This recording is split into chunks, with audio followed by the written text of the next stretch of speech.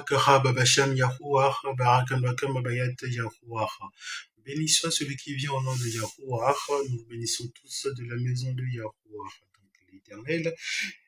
Barakina Fashi At Yahuwah, que toute mon âme bénisse l'Éternel. Ici, je m'en vais vous présenter l'alphabet hébraïque pour les personnes qui ne le savent pas, qui ne connaissent pas encore cet alphabet-là.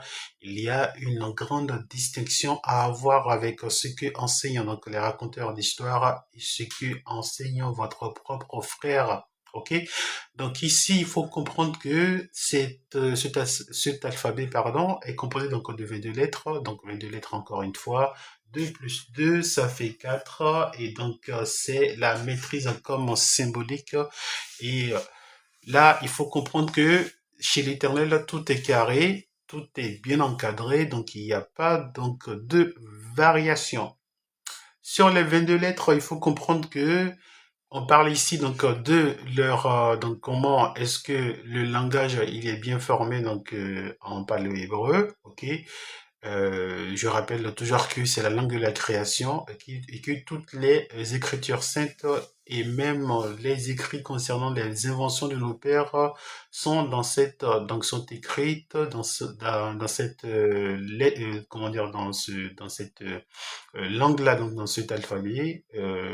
Et là, forcément, il faut comprendre la transcription, ok, selon donc le langage universel, l'appellation donc en paléo-hébreu, ok, parce que c'est la langue de la création, et la valeur numérique géométrique donc de chacune de ces lettres là. Donc derrière, j'ai mis juste la signification, et rappelez-vous quand même que chaque mot a son synonyme ou même a sa propre signification. Donc les mots que j'utilise ici pour définir ces lettres, chacune de ces lettres-là, ces mêmes mots ont leur synonyme ou leur signification derrière. Donc beaucoup de travail derrière. Et donc là, par rapport aux spécificités, donc là, il faut comprendre que vous avez la lettre Kayat, donc le CH, donc juste en bas donc de la page. Vous avez Kayat qui se prononce comme le K, ok, donc c'est pas Chayat, ok, donc la lettre CH se prononce comme un K. Le H, il est muet, seulement dans ce cas-ci, ok. Et ensuite, nous avons donc par rapport à la lettre Wa, ok, donc sa spécificité donc à cette lettre, donc ça s'écrit U, mais ça se prononce comme Wa, donc au départ donc du mot, donc en tête donc du mot, au départ donc du mot, c'est Wa, ok. Donc au milieu du mot, donc ça prend donc la prononciation Oua, Oua, ok. Ça prend donc la prononciation Oua. Et à la fin donc du mot, ça prend la prononciation, donc cette lettre elle est lue comme OU. Et donc là, il faut comprendre par là que c'est une lettre qui a beaucoup donc de spécificité. Donc au départ du mot, ça veut dire et, puis ensuite, ainsi de suite. Et ensuite, nous avons ici donc la lettre PA, donc la lettre PA qui se lit comme en P, ok, et comme papa, ok. Donc en début donc de mot, et PH au milieu et à la fin donc du mot, donc PH qui se lit avec le son fort, ok. Ensuite, nous allons avoir la lettre RI. Donc, vous voyez comment c'est contracté déjà. Donc, c'est la lettre RA. OK? Donc, qui se lit avec le son RA, donc au départ, au milieu donc du mot. Et donc, son son H n'est jamais muet. Ça, il faut le comprendre. En l'absence donc de voyelles, pardon, et de consonnes, cette lettre donc Ra est maintenue et prononcée comme telle en début donc et au milieu de mots. Donc ça se lit à ce moment-là Ra. Par contre, si cette lettre-là est lue, ok, à la fin donc du mot, donc ça a plutôt le son H, ok, et donc le H n'est jamais muté. Enfin, on a donc la lettre Yoad, donc le Y au départ et au milieu donc du mot, et IY donc à la fin du mot pour marquer donc la possession, et le son à ce moment-là est I ou I si vous voulez, donc le son à ce moment-là est I. Donc voilà les spécificités.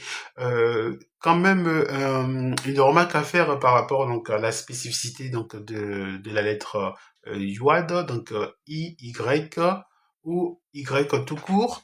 Là, vous avez donc d'où aussi la nécessité de comprendre le paléo-hébreu, donc à savoir donc connaître les mots, euh, comment dire la racine donc des mots et tout ça. On prend par exemple la lettre pardon le mot Allah, donc qui veut dire puissance, donc selon le langage actuel, mais qui veut dire plus que ça. Donc Allah par exemple, donc pour dire mon puissant, je dirais donc Allahi, ok, donc le puissant donc de Yasharal par exemple, donc Allahi Yasharal, Allahi Yasharal, et à ce moment-là, donc il faut comprendre que il est question donc de possession, et donc Allahi, donc avec le son le IY du coup à la fin, donc marque donc cette possession, et donc ça se lit comme I, donc Allahi. Par contre, au pluriel, donc Allahim et non Allahayam, ok, donc Allahim au pluriel, ok, et à ce moment-là, ça parle donc de doublon, et donc forcément, je vous avais promis de revenir sur l'enseignement par rapport au sujet donc du doublon et tout. Mais il faut pas parler donc du doublon comme ça. Il faut mettre donc les outils. Il faut mettre les outils en place justement pour permettre aux gens donc de comprendre ce qu'on dit, ce qu'on enseigne, et les gens eux-mêmes à ce moment-là peuvent prendre l'initiative donc d'aller jusqu'à l'étymologie donc de tout cela. Donc oui, forcément, ce fichier va pouvoir aider beaucoup de personnes, et je publie sur mes réseaux et notamment dans mon groupe d'enseignement euh, Facebook. Donc la loi et les prophètes, donc les fichiers sont là à ce moment-là pour permettre aux gens donc de comprendre ce qu'on dit, et donc de faire de prendre l'initiative par eux-mêmes, hein, donc d'aller donc de progresser, donc d'aller plus en profondeur donc de tout cela.